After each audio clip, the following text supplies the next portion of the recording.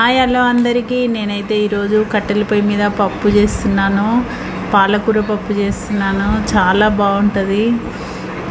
నార్మల్గా మన స్టవ్ మీద కంటే కట్టెల పొయ్యి మీద చాలా టేస్టీగా ఉంటుంది. ఉడుకుతుంటేనే స్మెల్ నిజంగా చాలా చిన్నప్పటి రోజులు గుర్తుకొస్తున్నాయి. చూడండి, నేనైతే వెనకటి పద్ధతిలో చేస్తున్నాను. మామూలుగా నీళ్ళు పెట్టి నీళ్ళు మసలేటప్పుడు పప్పు వేసి, పప్పు ఉడికేటప్పుడు కొంచెం పసుపు ఆయిల్ వేసిన. ఇప్పుడు పచ్చిమిరపకాయలు కట్ చేస్తున్నా.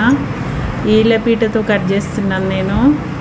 నార్మల్గా అయితే కిచెన్లో నైఫ్తో చేస్తాం కదా, కట్టెల పొయ్యి మీద కాబట్టి కింద కూర్చొని చేస్తున్నాను కదా. ఈలపీట అంటే ఎంతమందికి తెలుసో కామెంట్ చేయండి. ఈలపీట అంటారు దీన్ని. అయితే నేను ఈలపీటతో కట్ చేస్తున్నాను పచ్చిమిరపకాయలు. తొందరగా ఉడుకుతుంది పప్పు, కానీ టేస్ట్ నార్మల్గా కట్టెల పొయ్యి మీద టేస్ట్ బాగుంటుంది. అందరికీ వీలు కాదు కదా, నాకు కూడా వీలు కాదు. అప్పుడప్పుడు చేస్తుంటాను ఇంట్లో, సండేస్ అలా ఫ్రీ ఉన్నప్పుడు చేస్తాను. చూడండి, నా ఛానల్ ఫస్ట్ టైం చూసేవాళ్ళు లైక్ చేయండి, సబ్స్క్రైబ్ చేయండి. ఇప్పుడు ఎల్లిపాయలు వేసిన. ఇప్పుడు పాలకూర కట్ చేసి కడిగి పెట్టిన. ఇప్పుడు ఉడికింది పప్పు, ఆల్మోస్ట్ ఉడికింది. అందరికీ ఇష్టమే కదా పాలకూర పప్పు అంటే. చూడండి, మా అమ్మమ్మ వాళ్ళు ఇట్లే చేసేది పప్పు. నేనైతే పాలకూర పప్పు చేస్తున్నాను. ఎవరెవరికి ఇష్టమో కామెంట్ చేయండి. పాలకూర పప్పు చూడండి, ఏదైనా ఇంట్లో ఫుడ్ తింటేనే హెల్తీగా ఉంటుంది, బయట ఫుడ్ అసలు తినొద్దు. ఇప్పుడు ఉడికింది, చింతపండు వేస్తున్నాను. ఇంట్లో ఫుడ్డే తినాలి, బయట ఫుడ్ తినకూడదు అసలు. బయట ఏ ఫుడ్ బాగుండదు. మనం కొద్దిగా టైం స్పెండ్ చేస్తే ఇంట్లోనే ప్రిపేర్ చేసుకోవచ్చు. చూడండి, ఉడికింది పప్పు.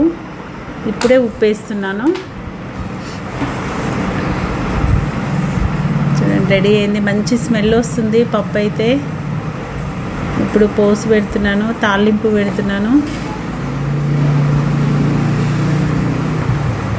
ఇప్పుడు కామనే కదా, ఆవాలు, జీలకర్ర,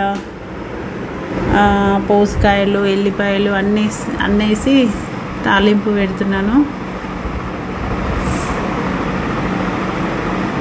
చూడండి,